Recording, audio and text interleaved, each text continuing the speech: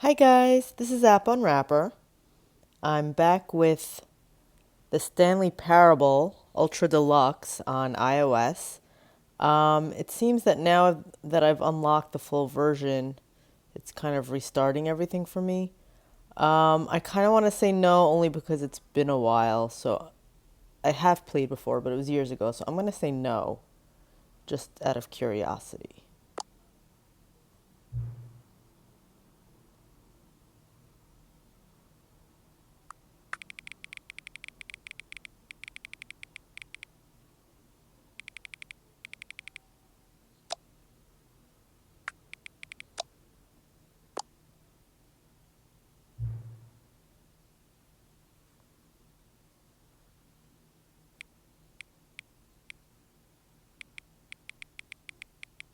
This is interesting.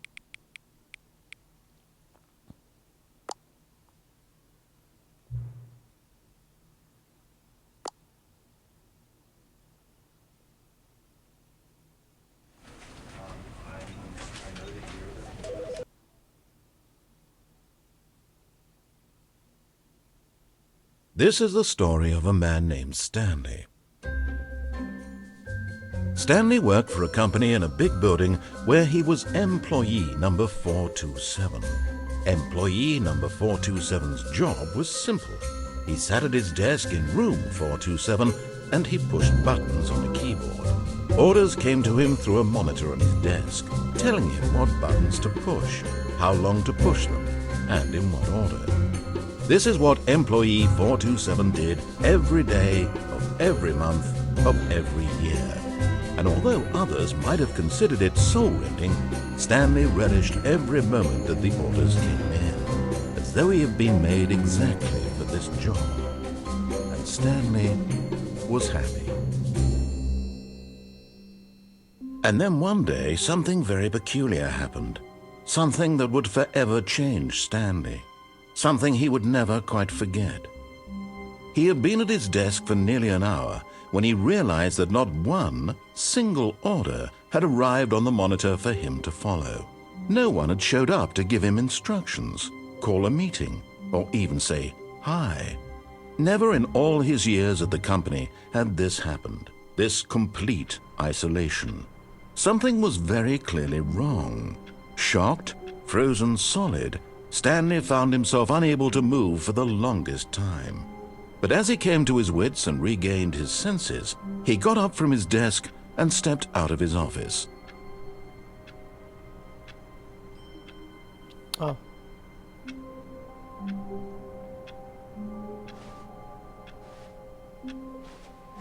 All of his co-workers were gone. What could it mean? Stanley decided to go to the meeting room. Perhaps he had simply missed a memo.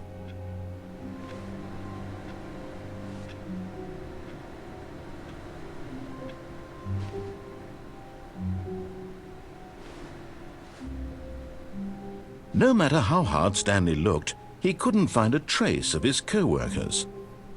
Stanley went around touching every little thing in the office, but it didn't make a single difference, nor did it advance the story in any way.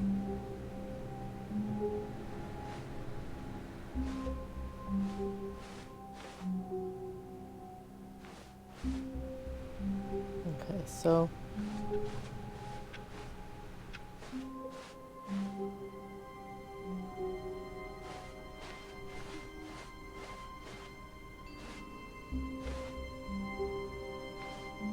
When Stanley came to a set of 2 open doors, he entered the door on his left. I did this already when I was playing the free version.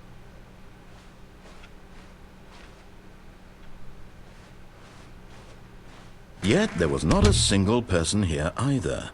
Feeling a wave of disbelief, Stanley decided to go up to his boss's office, hoping he might find an answer there.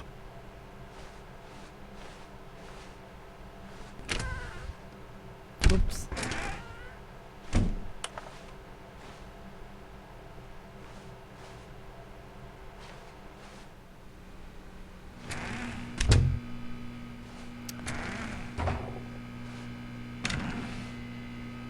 Stanley stepped into the broom closet, but there was nothing here, so he turned around and got back on track.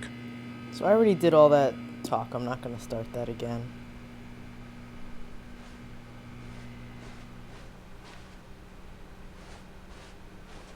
Coming to a staircase, Stanley walked upstairs to his boss's office.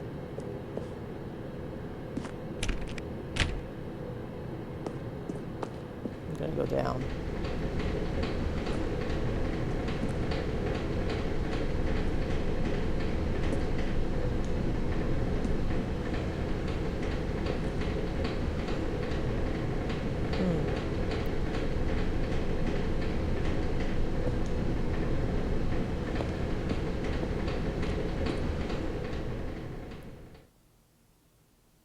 But Stanley just couldn't do it. He considered the possibility of facing his boss. Admitting he had left his post during work hours, he might be fired for that. And in such a competitive economy, why had he taken that risk? All because he believed everyone had vanished? His boss would think he was crazy. And then something occurred to Stanley. Maybe, he thought to himself, maybe I am crazy. All of my co-workers blinking mysteriously out of existence in a single moment for no reason at all? None of it made any logical sense. And as Stanley pondered this, he began to make other strange observations.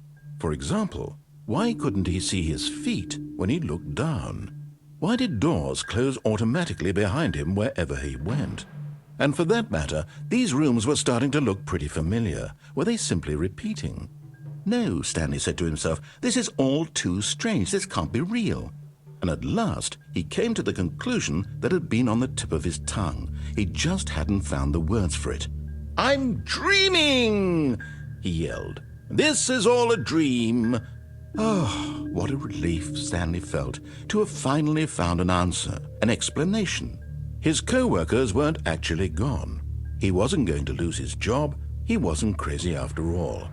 And he thought to himself, I suppose I'll wake up soon. I'll have to go back to my boring real-life job pushing buttons. I may as well enjoy this while I'm still lucid. So he imagined himself flying and began to gently float above the ground. Then he imagined himself soaring through space on a magical starfield, and it too appeared. It was so much fun, and Stanley marveled that he had still not woken up. How was he remaining so lucid? And then perhaps the strangest question of them all entered Stanley's head. One he was amazed he hadn't asked himself sooner. Why is there a voice in my head dictating everything that I'm doing and thinking? Now the voice was describing itself being considered by Stanley, who found it particularly strange. I'm dreaming about a voice describing me, thinking about how it's describing my thoughts, he thought. And while he thought it all very odd and wondered if this voice spoke to all people in their dreams, the truth was that, of course, this was not a dream. How could it be? Was Stanley simply deceiving himself, believing that if he's asleep, he doesn't have to take responsibility for himself? Stanley is as awake right now as he's ever been in his life. Now, hearing the voice speak these words was quite a shock to Stanley. After all, he knew for certain, beyond a doubt, that this was in fact a dream. Did the voice not see him float and make the magical stars just a moment ago? How else would the voice explain all that? This voice was a part of himself too. Surely, if he could just... He would prove it. He would prove that he was in control, that this was a dream. So he closed his eyes gently, and he invited himself to wake up. He felt the cool weight of the blanket on his skin, the press of the mattress on his back, the fresh air of a world outside this one. Let me wake up, he thought to himself. I'm through with this dream.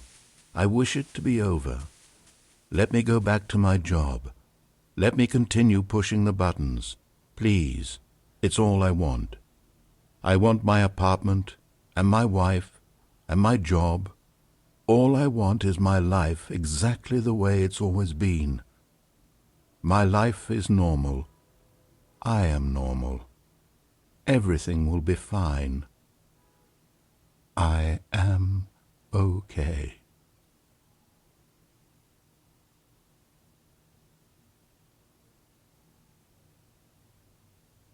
Stanley began screaming. "Please, someone, wake me up. My name is Stanley. I have a boss. I have an office. I am real. Please, just someone tell me I am real. I must be real. I must be. Can anyone hear my voice? Who am I? Who am I?" And everything went black.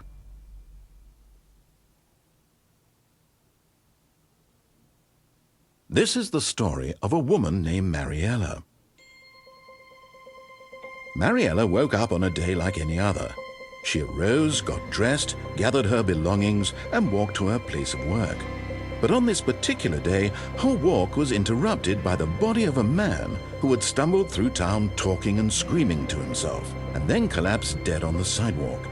And although she would soon turn to go call for an ambulance, for just a few brief moments she considered the strange man. He was obviously crazy, this much she knew. Everyone knows what crazy people look like. And in that moment, she thought to herself how lucky she was to be normal. I am sane. I am in control of my mind. I know what is real and what isn't. It was comforting to think this, and in a certain way, seeing this man made her feel better. But then she remembered the meeting she had scheduled for that day, the very important people whose impressions of her would affect her career, and by extension, the rest of her life. She had no time for this, so it was only a moment that she stood there, staring down at the body. And then she turned and ran.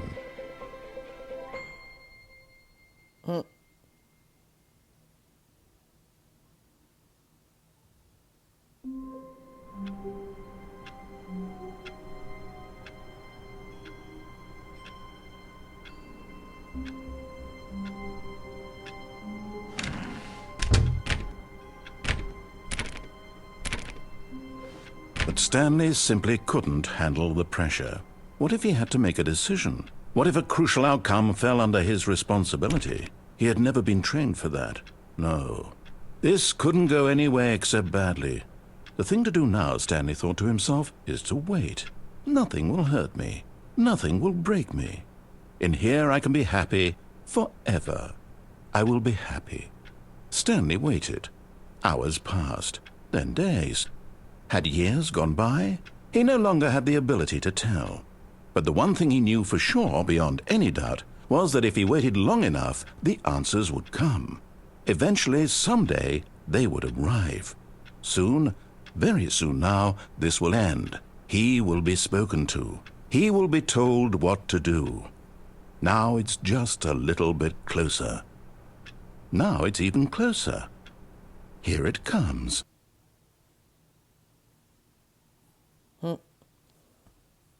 Okay, I accidentally closed the door.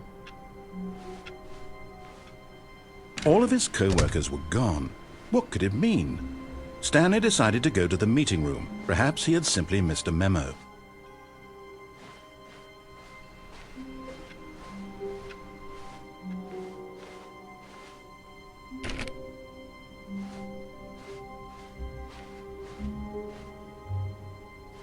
When Stanley came to a set of 2 open doors, he entered the door on his left.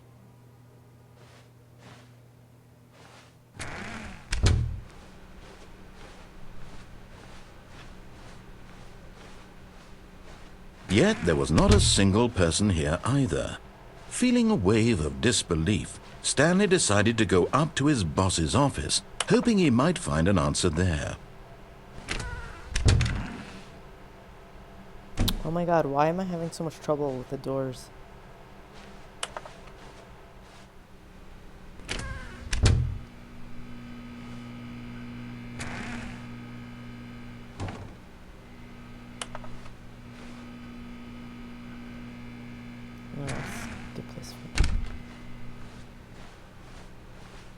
Coming to a staircase, Stanley walked upstairs to his boss's office.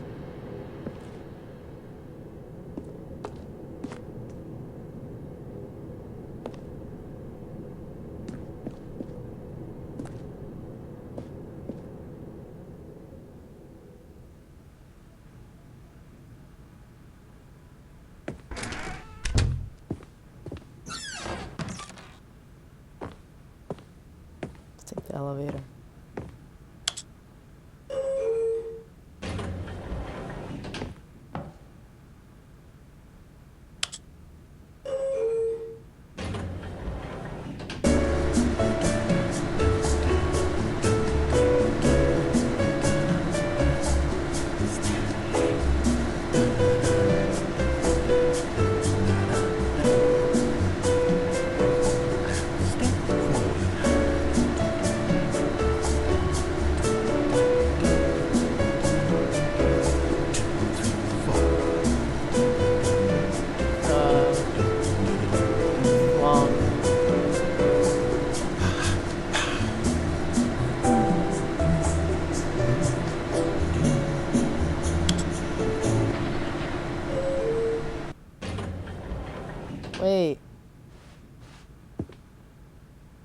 we in the same place? Does it not go anywhere? I think it doesn't go anywhere.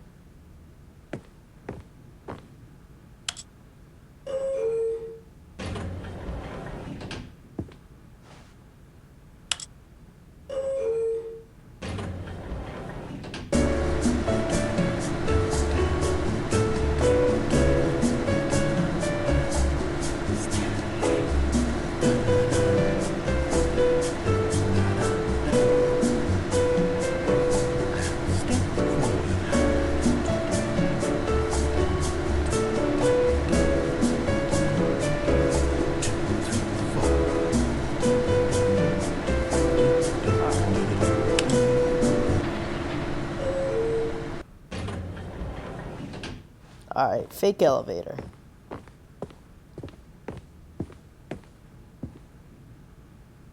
Stepping into his manager's office, Stanley was once again stunned to discover not an indication of any human life. Shocked, unraveled, Stanley wondered in disbelief who orchestrated this, what dark secret was being held from him. What he could not have known was that the keypad behind the boss's desk guarded the terrible truth that his boss had been keeping from him.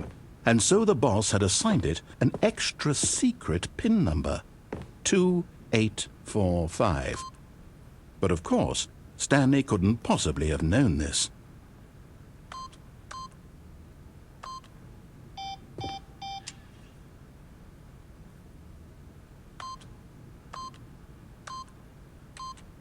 Yet incredibly, by simply pushing random buttons on the keypad, Stanley happened to input the correct code by sheer luck. Amazing. He stepped into the newly opened passageway.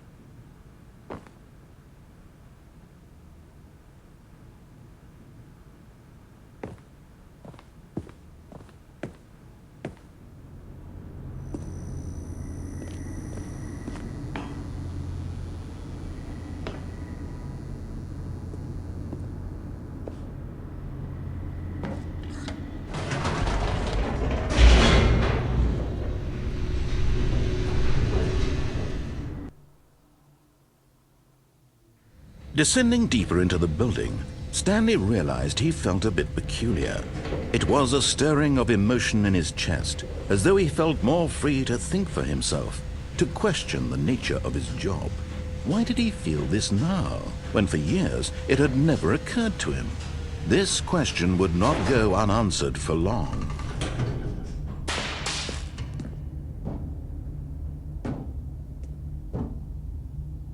Stanley walked straight ahead through the large door that read Mind Control Facility. I'm gonna go through this.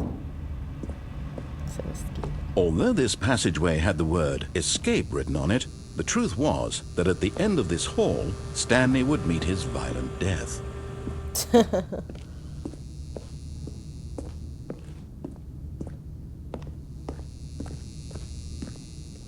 The door behind him was not shut. Stanley still had every opportunity to turn around and get back on track. At this point, Stanley was making a conscious, concerted effort to walk forward and willingly confront his death. Oh, there we go.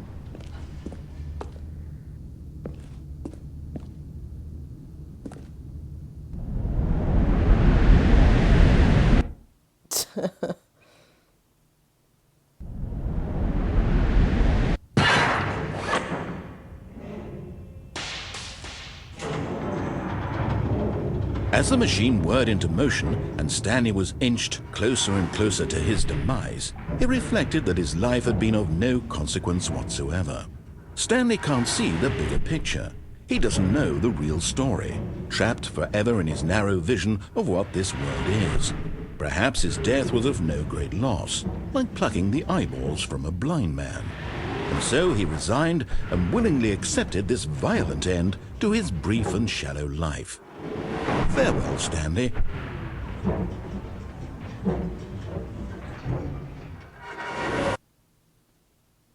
Huh. Farewell, Stanley, cried the narrator, as Stanley was led helplessly into the enormous metal jaws. In a single visceral instant, Stanley was obliterated. as the machine crushed every bone in his body, killing him instantly.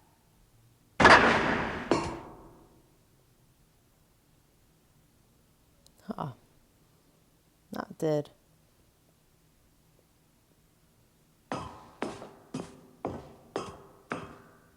And yet it would be just a few minutes before Stanley would restart the game, back in his office, as alive as ever. What exactly did the narrator think he was going to accomplish?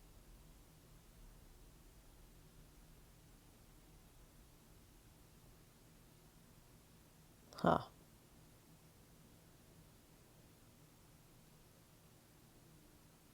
Huh.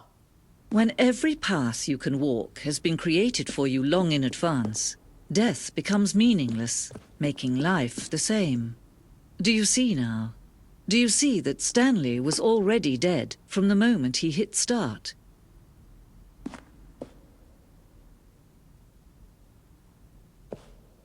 It's like a museum.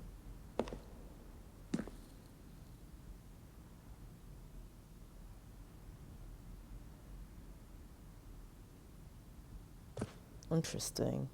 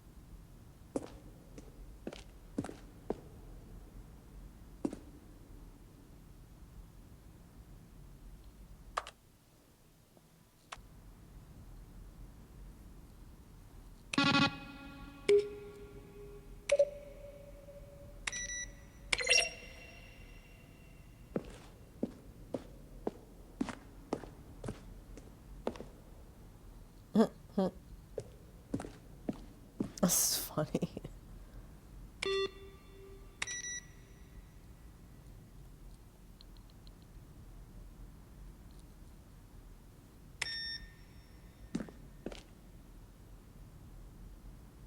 Oh, there's credits.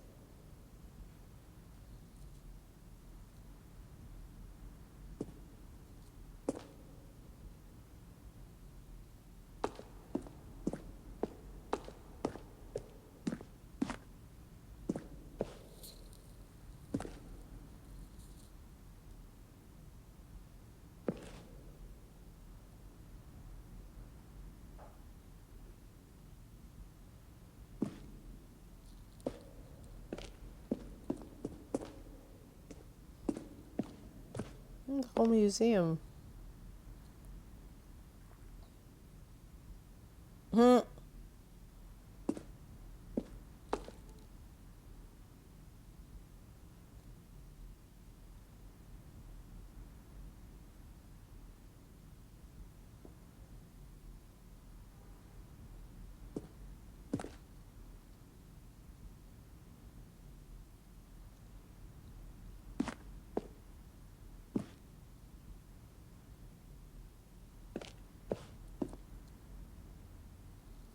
Oh, that's the alien landscape. Hmm.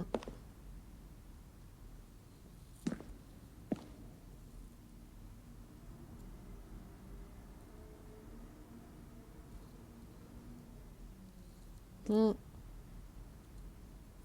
I still thought it was a joke when they said Ultra Deluxe. It sounds like a joke, doesn't it? Oh my God, this is so big.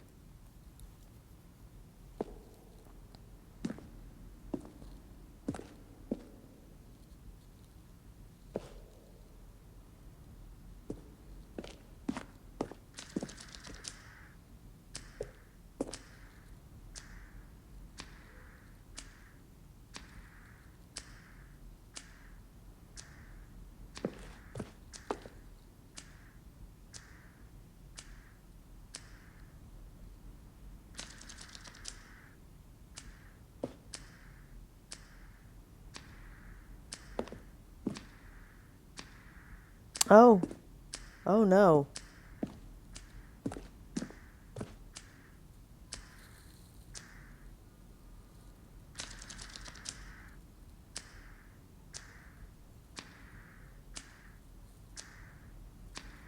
Interesting.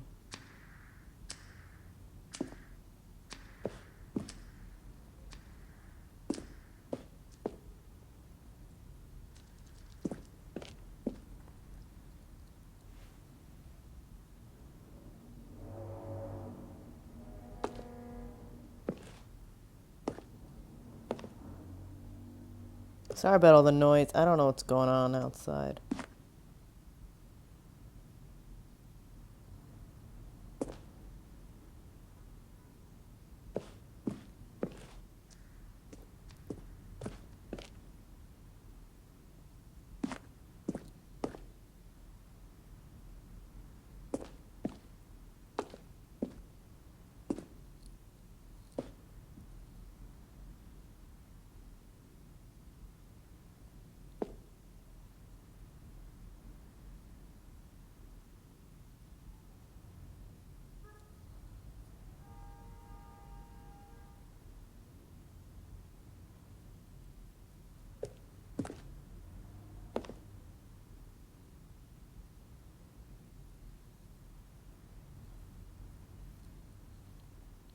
This is so funny.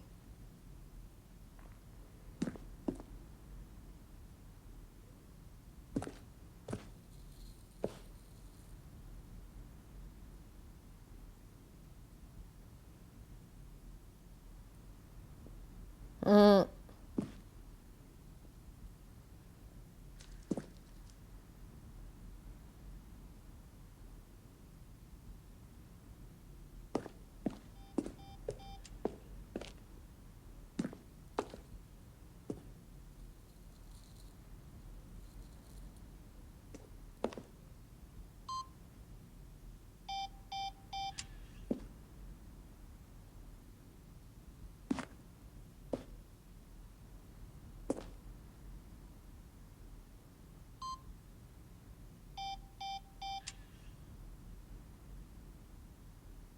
Mm.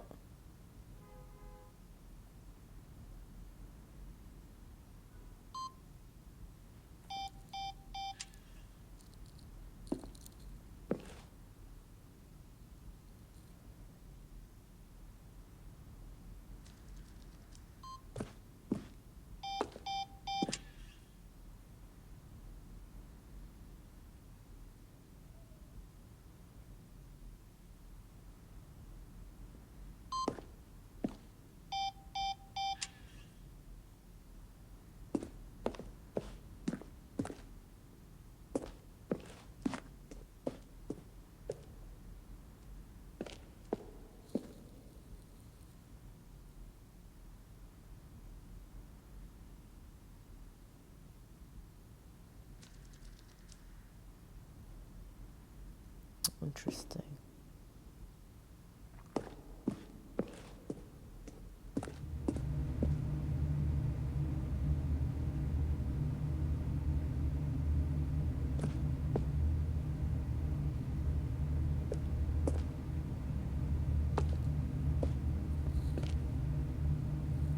Oh my god, I can't.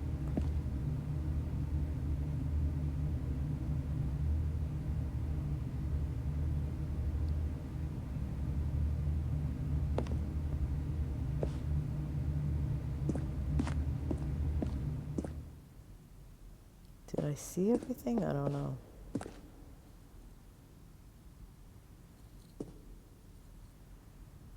I think so. Maybe not.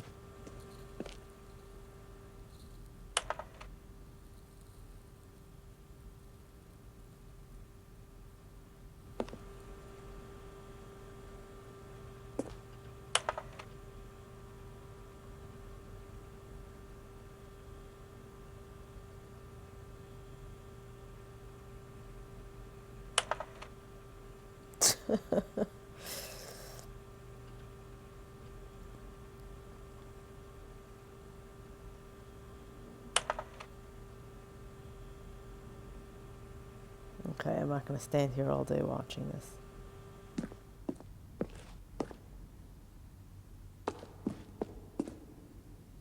What just happened? Okay, I saw that already. I think I've seen everything. I think. Let's go down one more time and just make sure.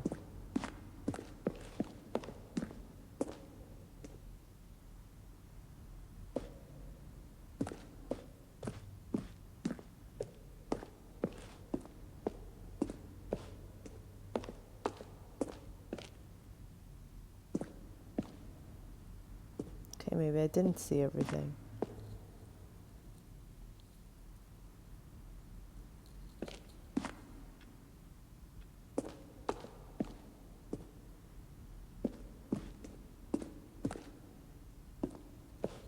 This is big.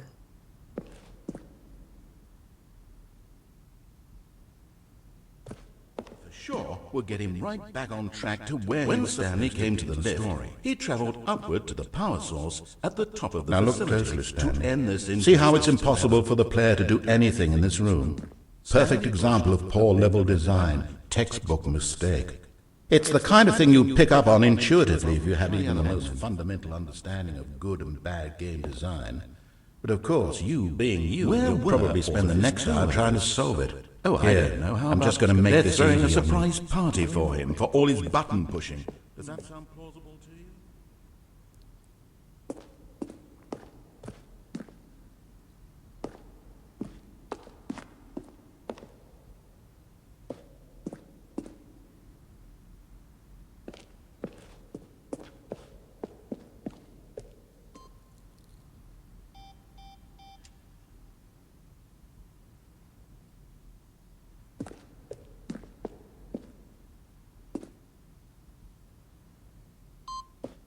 I was here already. Alright, let's just head towards the exit. Oh, look at these two. How they wish to destroy one another. How they wish to control one another. How they both wish to be free.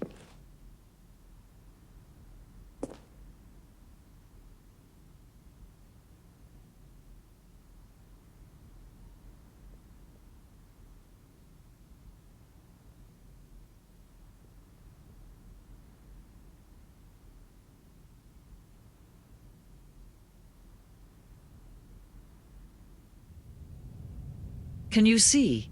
Can you see how much they need one another? No, perhaps not. Sometimes these things cannot be seen. But listen to me. You can still save these two. You can stop the program before they both fail. Push escape and press quit. There's no other way to beat this game. As long as you move forward, you'll be walking someone else's path. Stop now and it'll be your only true choice.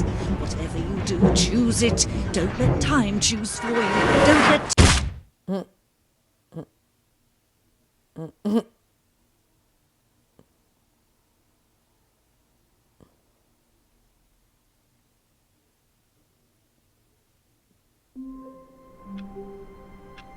Okay. I might take a break. Playing too much at a time makes me a little queasy. But that's Stanley Parable. Check it out. Ultra Deluxe. I still cannot believe that Ultra Deluxe was not a joke. I seriously thought it was a joke. But anyway, it's now on iOS. Check it out. If you enjoyed this, please subscribe to my channel. Thanks. Bye-bye.